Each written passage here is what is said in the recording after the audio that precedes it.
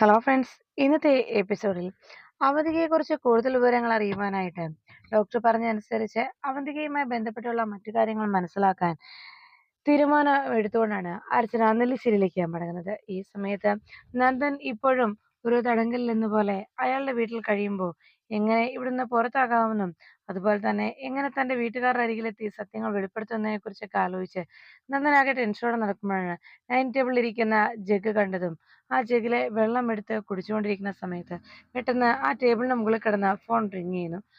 Phone ring ചെയ്യുന്ന ശബ്ദം കേട്ട് വേഗം അവിടേക്ക് എത്തിയ നന്ദൻ ഫോൺ റിങ് ചെയ്യുന്നത് കേട്ട് ആ മൊബൈൽ ഫോണിലെ പേര് നന്ദൻ ശ്രദ്ധിച്ചു. അവന്തിക എന്ന് എഴുതിയിരിക്കുന്നത് കണ്ടതോടെ നന്ദൻ വേഗം ആ മൊബൈൽ ഫോൺ കയ്യിലെടുത്തു. അവന്തികയുടെ കോള് കണ്ടതോടെ ആകെ സംശയത്തോടെ നന്ദൻ ഞെട്ടലോടെ ആ സത്യം മനസ്സിലാക്കി. അവന്തികയുമായിട്ട് ബന്ധമുള്ള ആളുടെ അരികിൽ തന്നെയാണ് താൻ എത്തിച്ചേർന്നതെന്നറിഞ്ഞ നന്ദൻ ആകെ ഞെട്ടലോടെ കോൾ അറ്റൻഡ് ചെയ്യണോ വേണ്ടയോ എന്നറിയുവാനായി കോള് കയ്യിലെടുത്ത് ആ മൊബൈൽ ഫോൺ അറ്റൻഡ് ചെയ്തിട്ട് വേഗം ആ ശബ്ദം കേൾക്കുവാനായി അവന്തിക തന്നെയാണെന്ന് അറിയാനായി നന്ദൻ അതിലേക്ക് നോക്കി. നന്ദൻ ആ മൊബൈൽ ഫോൺ ചെവിയിലേക്ക് ചേർത്ത് പിടിക്കുമ്പോൾ അവന്തിക ഹലോ ഹലോ എന്ന് സംസാരിക്കുന്നത് പെട്ടെന്ന് നന്ദൻ മൊബൈൽ ഫോൺ ചെവിയിലേക്ക് ചേർത്ത് പിടിച്ച് അത് അവന്തിക തന്നെയെന്ന് തിരിച്ചറിഞ്ഞു. മറുപടി ഒന്നും പറയാതെ നന്ദൻ അങ്ങനെ മിണ്ടാതിരിക്കുമ്പോൾ അവിടേക്ക് എത്തിയ ഹരി എന്ന് പറയുന്ന അയാൾ വേഗം നന്ദന്റെ കയ്യിൽ നിന്ന് ആ മൊബൈൽ ഫോൺ പിടിച്ചെടുത്തു. ഉടനെ തന്നെ നന്ദൻ വേഗം തന്റെ കയ്യിൽ നിന്ന് മൊബൈൽ ഫോൺ എടുത്ത ഹരിയുടെ ആ പ്രവൃത്തി കണ്ട് ആകെ വിഷമത്തോടെ നന്ദൻ അയാളെ നോക്കി. അപ്പോഴേക്കും അയാൾ പറഞ്ഞു, എന്താടാ, എന്താ നീ എന്റെ ഫോൺ എടുത്തതെന്ന് ചോദിച്ചപ്പോ ഉടനെ നന്ദൻ താൻ എന്നെ പറ്റിക്കുകയായിരുന്നല്ലേടോ എന്ന് ചോദിച്ചതും ആൾ പറഞ്ഞു, അതേടാ, നീ ആരാണെന്നും എന്താണെന്നും അറിഞ്ഞുകൊണ്ട് തന്നെയാടാ ഞാൻ നിന്നെ മുന്നിലേക്ക് വന്നെത്തിയത്. എന്റെ മോൾക്ക് അങ്ങനെ ഒരു സഹായം ഞാൻ ചെയ്യണ്ടേടാ. എന്റെ മോളാണവൾ. അവളെ രക്ഷിക്കാൻ ഇതല്ല ഇതിനപ്പുറം വേണമെങ്കിലും ഞാൻ ചെയ്യും. നിന്നെ പോലെ ഒരുത്തന്റെ എങ്ങനെ പിടികൂടണമെന്നും നിന്നെ എന്റെ കയ്യിൽ ആയതിനു ശേഷം നിന്നെ എന്ത് ചെയ്യണമെന്നും ഞാൻ കൃത്യമായി മോളോട് അന്വേഷിച്ചിട്ട് തന്നെയാണ് ഇരുന്നത് എന്ന് നന്ദനോട് അയാൾ കാര്യങ്ങൾ വെളിപ്പെടുത്തി. നിങ്ങളുടെ മകളോ എന്ന് നന്ദൻ അതിശയത്തോടെ അയാളോട് ചോദിക്കുമ്പോൾ അയാൾ പറഞ്ഞു, അതെ, എന്നെ കണ്ടപ്പോ നീ എന്നെ തിരിച്ചറിയുമോ എന്നതായിരുന്നു ആദ്യം എന്റെ ആശങ്ക. അന്ന് ഒരു വട്ടം മാത്രമല്ലേ വിവാഹത്തിന് നീ എന്നെ കണ്ടിട്ടുള്ളൂ. അവിടെ വെച്ച് ആ സ്ഥലത്ത് വെച്ച് വിവാഹ പന്തലിൽ വെച്ച് ഒരു വട്ടം എന്നെ കണ്ട നീ എന്നെ തിരിച്ചറിഞ്ഞിട്ടുണ്ടാകുമോ എന്ന് ഞാൻ സംശയിച്ചു. പക്ഷേ ക്രമേണ നീ എന്നെ മനസ്സിലാക്കിയിട്ടില്ല എന്നുള്ള സത്യം എനിക്ക് മനസ്സിലാക്കാൻ കഴിഞ്ഞു എന്ന് ആൾ പറഞ്ഞത് കേട്ട് നന്ദൻ പറഞ്ഞു, നിങ്ങൾക്ക് എത്ര നാൾ എന്നെ ഇവിടെ പിടിച്ചു നിർത്താൻ കഴിയും? ഇനി അധിക നാളൊന്നും നിങ്ങൾക്ക് എന്നെ ഇവിടെ നിലനിർത്താൻ കഴിയില്ല. അതുകൊണ്ട് ഞാൻ എൻ്റെ അച്ഛൻ്റെയും എൻ്റെ സഹോദരങ്ങളുടെ അരികിലേക്ക് പോകും. അവർ അരികിലെത്തി സത്യങ്ങൾ ഞാൻ അവരോട് പറയും. യഥാർത്ഥത്തിൽ അവന്തിക ആരാണെന്നുള്ള സത്യം ഞാൻ അവരെ ബോധ്യപ്പെടുത്തും. ഈ നിമിഷം ഇപ്പൊ തന്നെ ഞാൻ ഇവിടെ നിന്ന് പോകും എന്ന് പറഞ്ഞ് എന്നെ തടയാൻ നിങ്ങൾക്കാവില്ല.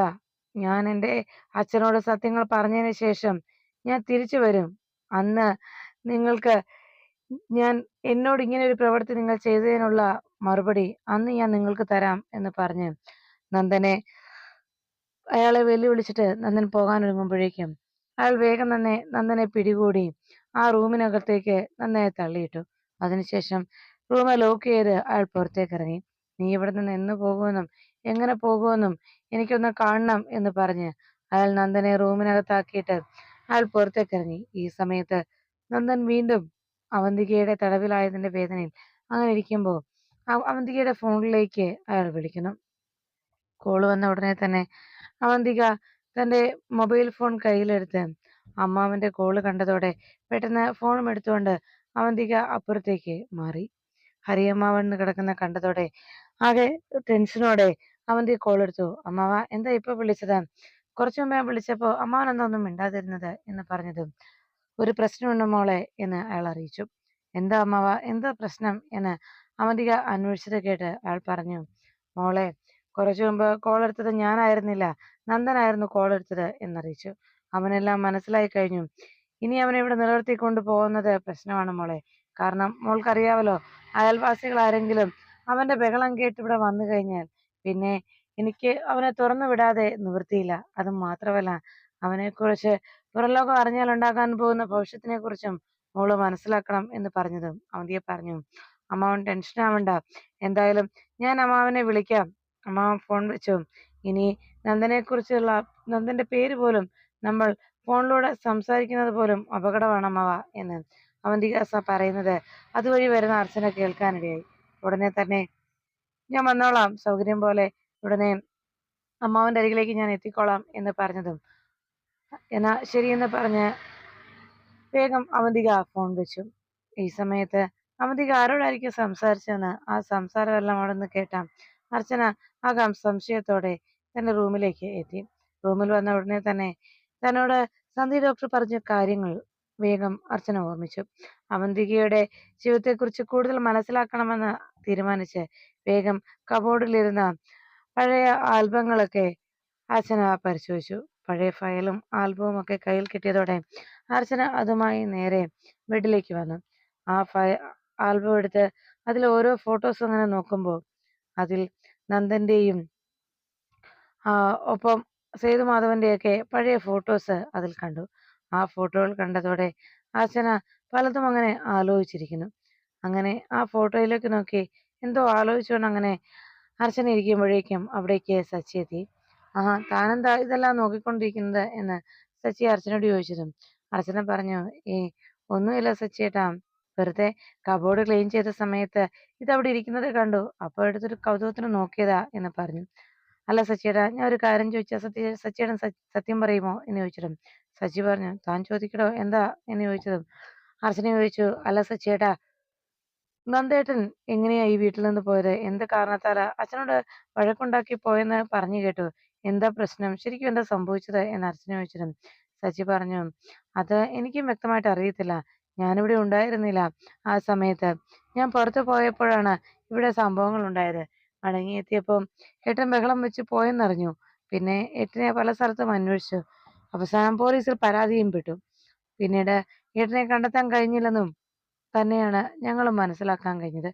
കുറച്ചു നാൾക്ക് ശേഷം പോലീസുകാരും കൈമലർത്തി എന്നറിയിച്ചു. ഇതെല്ലാം കേട്ടതിന് ശേഷം അർച്ചന ചോദിച്ചു, അല്ല സച്ചിയേട്ടാ, ഈ അവന്തികേടത്തിക്ക് ബന്ധുക്കൾ ആരുമില്ലേ? അവന്തികേടത്തിയെ കുറിച്ച് കൂടുതലൊന്നും പിന്നീട് അറിയാൻ കഴിഞ്ഞിട്ടില്ലല്ലോ. ഇതുവരെയായിട്ടും അവന്തികേടത്തിയുടെ റിലേറ്റീവ്സോ ആരും തന്നെ ഇവിടെ വന്നും കണ്ടിട്ടില്ല. അതാ എന്ന് ചോദിച്ചപ്പോ സച്ചി പറഞ്ഞു, ഏട്ടത്തിക്ക് ഒരമ്മാവനുണ്ട്. നന്ദേട്ടനും ഏട്ടത്തിയുമായിട്ടുള്ള വിവാഹത്തിന് മുമ്പ് ഏട്ടത്തി അവിടെയായിരുന്നു എന്നാണ് പറഞ്ഞു കേട്ടിട്ടുള്ളത്. സത്യത്തിൽ അവന്തികേടത്തിയും അച്ഛന്റെ ഒരു ബിസിനസ് പാർട്ട്ണറായിരുന്ന അച്ഛനൊരു ഫ്രണ്ടിന്റെ മകളാണ് അവന്തികേടത്തി. അദ്ദേഹത്തിന്റെ കുടുംബവും ഇല്ലാതായതോടെ അവന്തികേടത്തി ഒറ്റപ്പെട്ടു പോയപ്പോ അവന്തികേടത്തി തനിച്ചാകണ്ട എന്ന് പറഞ്ഞ് അന്ന് അച്ഛൻ നന്ദേട്ടനെ കൊണ്ട് വിവാഹം കഴിപ്പിച്ചത് അക്കാരണത്താലാണ് എന്ന് സച്ചി അറിയിച്ചു. ഇതെല്ലാം കേട്ടതിന് ശേഷം സച്ചിയുടെ സംസാരം കേട്ടപ്പോഴേക്കും അർച്ചന അവന്തിയെ കുറിച്ച് ആലോചിച്ചു. പിന്നെ സച്ചി ചോദിച്ചു, അല്ല താനെന്താ ഇപ്പൊ നന്ദേട്ടനെ കുറിച്ചും എടുത്തെ കുറിച്ചും ഒക്കെ ചോദിക്കുന്നത് എന്ന് അന്വേഷിച്ചപ്പോ അർച്ചന പറഞ്ഞു, വേറൊന്നുമല്ല സച്ചിയേട്ടാ, ഞാൻ ഈ ആൽബമൊക്കെ നോക്കിയപ്പം നന്ദേട്ടന്റെ പഴയ ഫോട്ടോ കണ്ടു. അപ്പോ ഇവിടെ നന്ദേട്ടനും ഉണ്ടായിരുന്നെങ്കിൽ എന്ത് രസമായിരുന്നു നമ്മുടെ ഈ വീട്, അതാ ഞാൻ ആലോചിച്ചത്. അങ്ങനെ ഓർത്തപ്പോ സച്ചിനോട് ചോദിച്ചതാ കാര്യങ്ങളൊക്കെ എന്ന് പറഞ്ഞു. പിന്നെ അർച്ചന ചോദിച്ചു, അല്ല സച്ചിയേട്ടാ, അവന്തികേടത്തിയുടെ ആ അമ്മാവൻ ഇപ്പൊ എവിടെയാ? അമ്മാവന്റെ വീട് എവിടെയാ എന്ന് ചോദിച്ചപ്പോ സച്ചി പറഞ്ഞു, അമ്മാവനെ ഞാനങ്ങനെ കണ്ടിട്ടില്ല, പറഞ്ഞു കേട്ടിട്ടേ ഉള്ളൂ. പിന്നെ ഇന്നേ വരെ ഇവിടേക്ക് വന്നിട്ടുമില്ല. ഞാൻ ആ വീട്ടിലൊന്നും പോയിട്ടില്ല. പക്ഷെ വെഞ്ഞാറമ്മൂട് ഭാഗത്ത് എവിടെയോ ആണെന്നാണ് കേട്ടിട്ടുള്ള പരിചയം. അങ്ങനെയാണ് എനിക്ക് അറിയാൻ കഴിഞ്ഞത് എന്ന് സച്ചി അർച്ചനയോട് പറയുന്നു. അതെല്ലാം കേട്ടതിന് ശേഷം അർച്ചന സച്ചി പറഞ്ഞതെല്ലാം കേട്ട് ആകെ സംശയത്തോടെ അങ്ങ് നിൽക്കുമ്പോൾ അവന്തിക ഹരിയമ്മാവനെ കാണുവാനായി അയാളുടെ വീട്ടിലേക്ക് രാത്രിയിലെത്തുന്നു. അയാള് അവിടെ അവന്തികയെ കണ്ടതും അയാൾ പറഞ്ഞു, മോളെ, ഇനിയും മോൾ എന്തിനാണ് അവിടെ എല്ലാവർക്കും ജീവൻ വീണ്ടും ദാനമായി നൽകിക്കൊണ്ടിരിക്കുന്നത്? അനഘമോളെ കരയിച്ച അനഘമോളുടെ ജീവിതം ഇല്ലാതാക്കിയവളുമാരെ മോൾക്കങ്ങ് കൊന്നു തള്ളിക്കൂടായിരുന്നോ എന്ന് ചോദിച്ചതും അവന്തിക പറഞ്ഞു, അതിന് എനിക്ക് സാധിക്കാഞ്ഞിട്ടല്ല അമ്മവ. പിന്നെ ഞാൻ അതിന് തയ്യാറാകാത്തത് മറ്റൊരു കാരണത്താലാണ്. അത് വേറൊന്നുമല്ല, ആ വീട്ടിലെ ആദ്യത്തെ മരണം സംഭവിക്കേണ്ടത് ആ സേതുമാധവന്റെയാണ്. അതുകൊണ്ട് തന്നെ അയാളിലൂടെ വേണം അവിടെ മരണങ്ങൾ സംഭവിക്കാൻ. എന്റെ കുടുംബത്തെ തകർത്ത് കളഞ്ഞ, എന്റെ കുടുംബത്തെ ഇല്ലാതാക്കിയവരോടുള്ള പക ആ നെല്ലിശ്ശേരി കുടുംബത്തിന്റെ ഓരോരുത്തരെ ഇല്ലാതാക്കണം. അതിനുവേണ്ടിയാണ് ഞാനിപ്പോ അവരെയൊക്കെ വെറുതെ വിട്ടിരിക്കുന്നത്. എങ്കിലും ഇപ്പം ആ വീട്ടിൽ പ്രശ്നങ്ങൾ വീണ്ടും വീണ്ടും വന്നുകൊണ്ടിരിക്കുകയാണല്ലോ. എന്റെ പ്രശ്നങ്ങൾക്ക് പരിഹാരം ഇതുവരെയും ആയിട്ടില്ലല്ലോ. അർച്ചനയായിരുന്നു ഇത്രയും നാളും എന്റെ പ്രതിസന്ധിയായിട്ട് നിന്നത്. എന്നാൽ ഇപ്പോ അവള് മാത്രല്ലല്ലോ, അവളുടെ അനുജത്തി കൂടി അവിടേക്ക് വലതുകാൽ വെച്ച് കയറിയല്ലോ. അവള് മാത്രല്ല, അവളുടെ വയറ്റിലൊരു കുഞ്ഞും. ആ കുഞ്ഞിനെ തകർക്കുക എന്നതാണ് ഇപ്പൊ എന്റെ ലക്ഷ്യം. അതിന്റെ ശ്രമങ്ങളുടെ പിന്നാലെയാണ് ഞാനിപ്പോ. 1, 2 തവണ ശ്രമിച്ചതും അതെല്ലാം പരാജയപ്പെട്ട സ്ഥിതിക്ക് ഇപ്പോ വീണ്ടും ആ ശ്രമം തുടർന്നുകൊണ്ടിരിക്കുകയാണ്. അതൊക്കെ പോട്ടെ. അല്ല, നന്ദൻ എവിടെ? നന്ദൻ എന്ത് പറയുന്നു എന്ന് ചോദിച്ചപ്പം ഉടനെ നന്ദനെക്കുറിച്ച് അവന്തികയോട് അയാൾ അറിയിച്ചു. അവനെ ഞാൻ ആ നിമിഷം തന്നെ അവിടെ റൂമിൽ പൂട്ടിയിട്ടിരിക്കുകയാണ്. അവന്റെ ജീവൻ എടുക്കാനുള്ള ദൗത്യം ഞാൻ മോൾക്ക് വിട്ടു തന്നിരിക്കുകയാണല്ലോ. മോളാണല്ലോ അവന്റെ തലയ്ക്ക് ഏഹ് വില പറഞ്ഞ് നിർത്തിയിരിക്കുന്നത്. അതുകൊണ്ട് തന്നെ ആ നേർച്ചക്കോഴിയെ ഞാനൊന്നും ചെയ്യാൻ തയ്യാറായില്ല. മോൾക്ക് തന്നെ ഞാൻ അതിനായിട്ട് അവനെ മാറ്റി നിർത്തിയിരിക്കുന്നു. അതുകൊണ്ട് അവൻ റൂമിൽ തന്നെയുണ്ട്. പിന്നെ ഞാൻ അവനെ നോക്കാൻ പോയിട്ടില്ല. ഇനി മോള് അവനെ പോയി കണ്ടോ? മോളുടെ ആഗ്രഹം പോലെ അവനെ ഏത് നിമിഷം തകർക്കണമെന്ന് മോൾ ആഗ്രഹിച്ചാൽ ആ നിമിഷം അവനെ നമുക്ക് ഇല്ലാതാക്കാം. ഇനിയും മോൾ എന്തിനാണ് നെല്ലിശ്ശേരിയിലുള്ളവർക്ക് ഇങ്ങനെ വെറുതെ ജീവിക്കാൻ അവസരം ഒരുക്കി കൊടുക്കുന്നത്? എല്ലാത്തിനെയും അങ്ങ് കൊന്ന് തള്ളിക്കൂടായിരുന്നോ? ഒരെണ്ണത്തിനെയും മോളുടെ പക വീട്ടി കഴിയുമ്പോ, പ്രതികാരം വീട്ടി കഴിയുമ്പോ ഒരെണ്ണത്തിനെയും ഒരാൾക്കും തിരിച്ചറിയാത്ത വിധത്തിൽ അത്ര ആഹ് നിഷ്ഠൂരമായിട്ടായിരിക്കണം, അത്രത്തോളം ക്രൂരമായിട്ടായിരിക്കണം അവരെ മോൾ ഇല്ലാതാക്കേണ്ടത് എന്ന് ഹരി പറയുന്നത് കേട്ട് അവന്തിക പറഞ്ഞു. എനിക്കറിയാം അമ്മാവാ, എല്ലാം എനിക്ക് ഓർമ്മയുണ്ട്. എന്തായാലും എവിടെ എന്റെ അഭിവന്ധ്യ ഭർത്താവ്? ഞാനൊന്ന് കാണട്ടെ എന്ന് പറഞ്ഞ് അവന്തിക വീട്ടിനകത്തേക്ക് കയറി. ഉടനെ ഹരിയും നന്ദന്റെ റൂം തുറന്നു കൊടുത്തിട്ട് ഹരി അവിടെ നിന്ന് മാറുന്നു. അവന്തികയ്ക്കും നന്ദനും സംസാരിക്കാനായി അവസരമൊരുക്കി ആ റൂമിൽ, ആ വീട്ടിൽ അവരെ രണ്ടുപേരെയും നിർത്തിയിട്ട് അവിടെ നിന്ന് പുറത്തു നിൽക്കുകയാണ് ഹരി. ആ സമയത്ത് തന്റെ മുന്നിലേക്ക് വന്നു നിൽക്കുന്ന അവന്തികയെ കണ്ട് കലിയോടെ അവിടേക്ക് നന്ദൻ നടന്നെടുത്തു. നന്ദനെ കണ്ട ഉടനെ അവന്തിക അഹങ്കാരത്തോടെ പറഞ്ഞു, നിങ്ങൾക്ക് ഇതുവരായിട്ട് മനസ്സിലായില്ലേ മനുഷ്യ? നിങ്ങൾ എന്റെ കയ്യിൽ നിന്ന് എപ്പോഴൊക്കെ രക്ഷപ്പെട്ടു പോയാലും അപ്പോഴൊക്കെ അവസാനം നിങ്ങൾ എന്റെ കയ്യിൽ തന്നെ വന്ന് ചേരുകയാണ്. ഒരിക്കലും നിങ്ങൾക്ക് എന്റെ കയ്യിൽ നിന്ന് മോചനമില്ലെന്ന് ഇനിയെങ്കിലും മനസ്സിലാക്കിക്കൂടെ? നിങ്ങൾക്ക് ഒരിക്കലും രക്ഷപ്പെട്ടു പോകാനാവുകയില്ല. കാരണം നിങ്ങളുടെ മരണം ഈ എന്റെ കൈകൊണ്ട് തന്നെയാണ്. അത് കേട്ടുടനെ നന്ദൻ പറഞ്ഞു, നിനക്കൊരിക്കലും എന്നെ ആക്കാനാവുകയില്ല. എന്നെ കൊല്ലാനും ആവില്ല. ഒരു കാരണവശാലും നിനക്ക് എന്നെ ഇല്ലാതാക്കാൻ കഴിയില്ല അവന്തികെ. നിനക്ക് എന്നെ മാനസികമായി വേദനിപ്പിക്കാൻ കഴിയും. അതിലപ്പുറം നിനക്കൊന്നും ചെയ്യാനാവില്ല. നീ ഒരു കാര്യം മനസ്സിലാക്കിക്കോ അവന്തികെ. നീ കരുതുന്നതൊക്കെ വെറും തെറ്റിദ്ധാരണകൾ മാത്രമാണ്. നിന്റെ മനസ്സിൽ നീയായിട്ട് ചിന്തിച്ചു കൂട്ടിയ വെറും തെറ്റിദ്ധാരണ, നിന്റെ അബദ്ധങ്ങൾ.